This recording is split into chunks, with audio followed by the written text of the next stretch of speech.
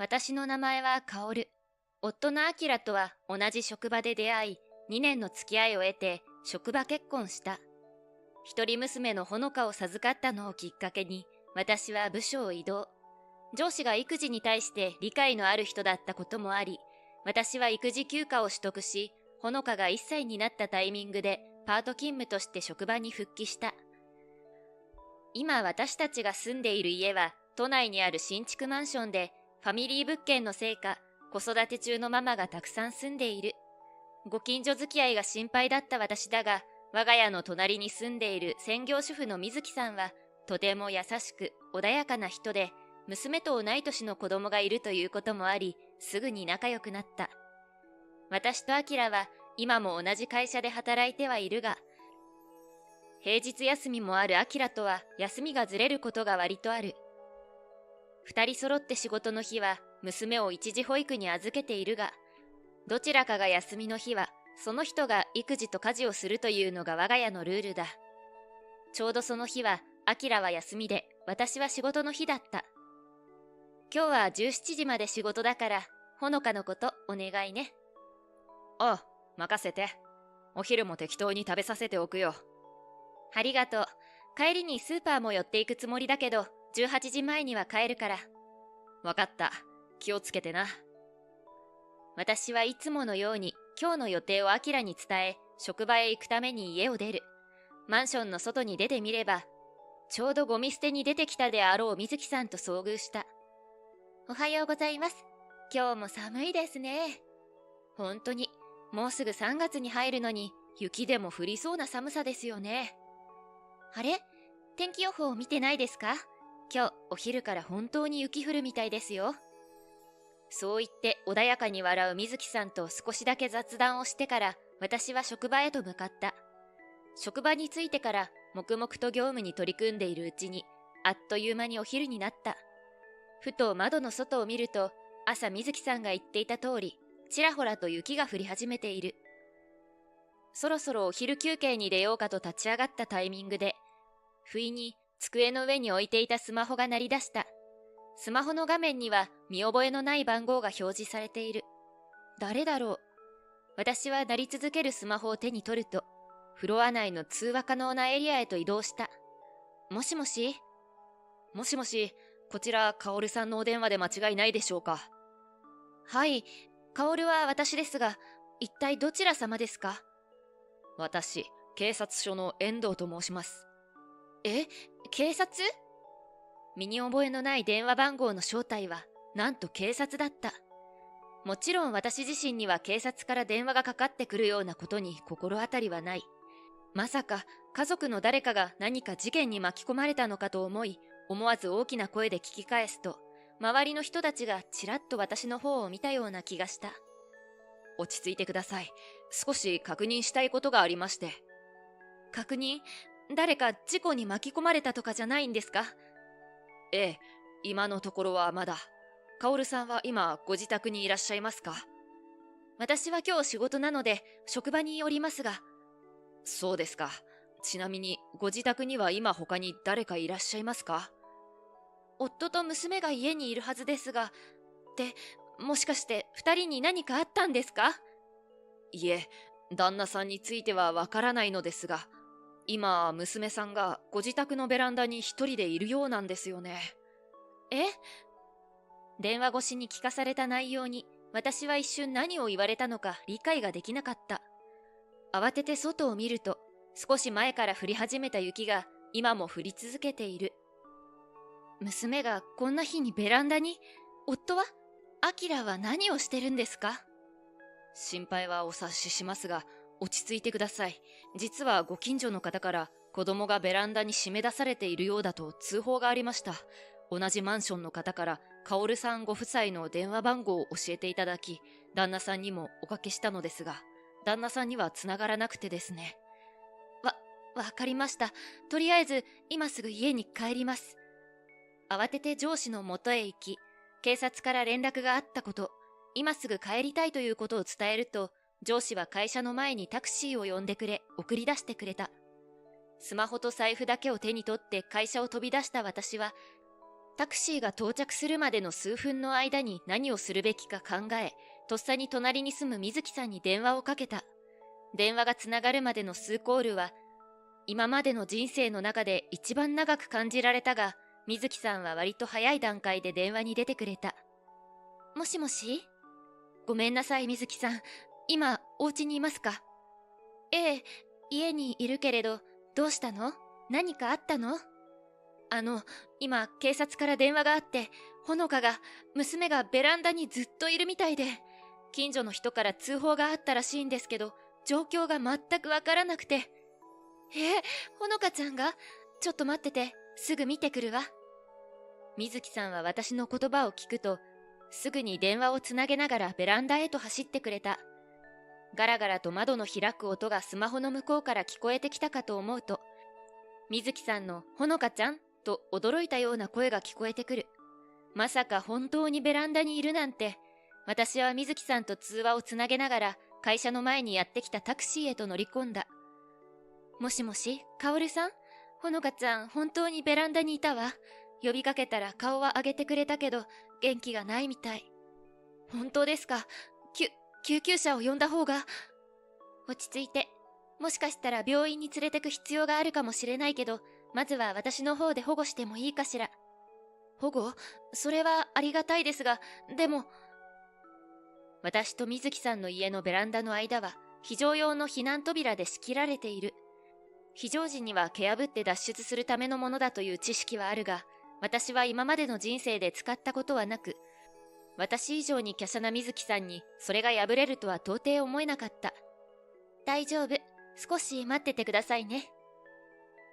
どこかにスマホを置く音がしてから数十秒後、ガンガンという激しい音とともに何かが破れるような音が何度も聞こえてくる。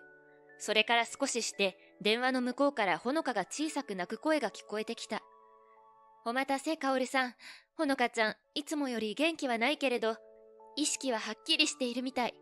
全身がかなり冷えているみたいだから、こちらで温めて様子を見ますね。ありがとうございます。本当にありがとうございます。もしほのかちゃんの様子が急変したら、すぐに救急車を呼びますから、まずは落ち着いてね。カオルさん、もうこっちには向かってますか？はい、あと15分くらいで帰れると思います。わかりました。では、鍵は開けておくので、着いたら私の家に直接入ってきてください。わかりました。本当にありがとうございます。まさしく救世主のような水木さんの言葉に、私はようやく生きた心地がした。自宅にタクシーが到着すると、マンションの下には電話をかけてきた警察がまだ待っていてくれた。私は警察に、凛花の友人が非常扉を破って娘を保護してくれたことを告げ、後日状況が確認でき次第、警察署へ連絡をすると約束。私は半ばかけるように水木さんのお家へと向かった。おかえりなさい。ほのかちゃん、ママ帰ってきたよ。ママ。何度も遊びに来たことのある水木さんの家のリビングへ顔を出すと、水木さんの息子と遊んでいたらしいほのかが目に涙を浮かべながら抱きついてきた。ほのか、無事でよかった。抱き上げたほのかの体はいつものように温かく、泣いてはいるものの、普段と特に違った様子は見られない。安堵から思わず涙が出そうになったが、私は何とかこらえて水木さんへと頭を下げた。本当にありがとうございます。水木さんがいなかったらどうなっていたか。いえ、ほのかちゃんが無事でよかったです。そんなことより、どうしてほのかちゃんが一人でベランダに？それがわからないんです。今日は夫と二人でお留守番していたはずなんですが。そうだ、アキラは一体どこで何してるの？娘のことで頭がいっぱいだった私は、ここに来てアキラのことをようやく思い出した。安堵は一瞬で夫への怒りに変わり、スマホを取り出してアキラへ電話をかけるものの、何度かけても電話はつながらない。なんで出ないのよ。懲りずに電話を鳴らし続けていると、発信が数十回を超えたあたりでようやく電話がつながった。もしもし、なんだよ、こんなに電話なんかかけてきて、仕事中じゃないのか。仕事中だったわよ。でもさっき警察から電話があって、ほのかがベランダにいるって近所の人から通報があったって言われて。警察？ねえ、アキラ、あなた今どこにいるの？私が感情のままに問い詰めると、アキラは明らかに慌てた様子で衝撃の言葉を口にした。見間違いとかじゃないのか。だってほら俺、今ほのかと一緒に出かけてるよ。は？本当にベランダに締め出されていたほのかは、水木さんに保護されて、今私の目の前にいる。だから今夫がほのかと一緒にいるというのは絶対にありえない。この時点で、アキラが嘘をついていることを私は確信した。ほのかと出かけてる？どこに？コンビニ。いつも行くとこ。コンビニ？本当に？じゃあ、警察への通報は見間違いってこと？うん。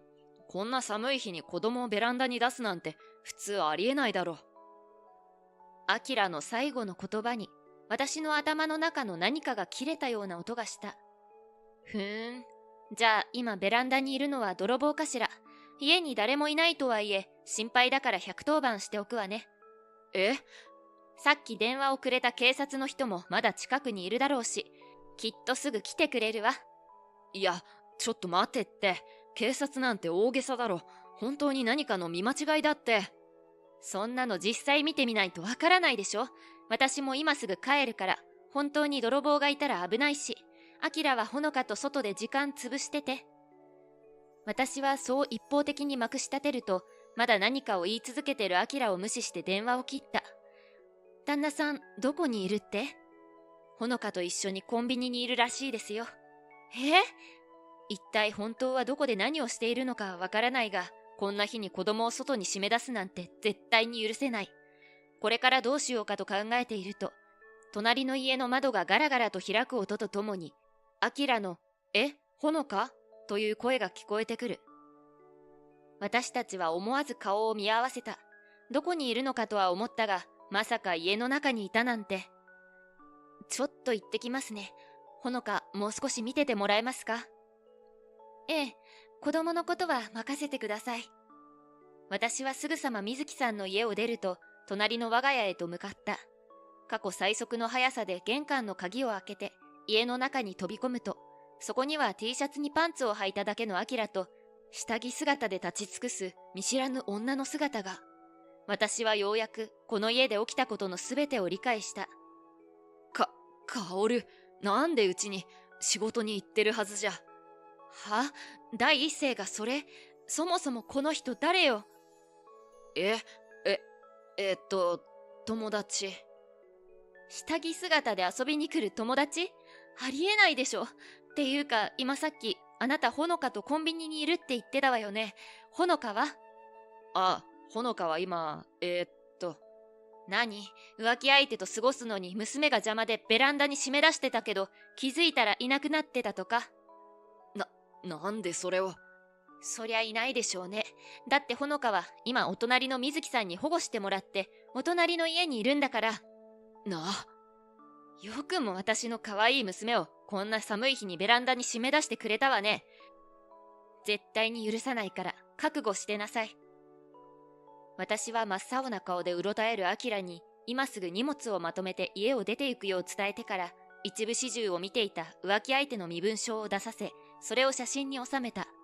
それから未だ何か言い訳を繰り返すアキラの言葉は一切無視し、怒りに任せて二人を外へ放り出す。しばらくの間、ドンドンと玄関を叩くアキラの声がしたが、不審者がいるって警察に電話するわよ、と扉越しに怒鳴ると、それもすぐに収まった。それから私は水木さんの家に娘を迎えに行き、水木さんに隣で騒がしくしてしまったことをお詫びした。大変でしたね。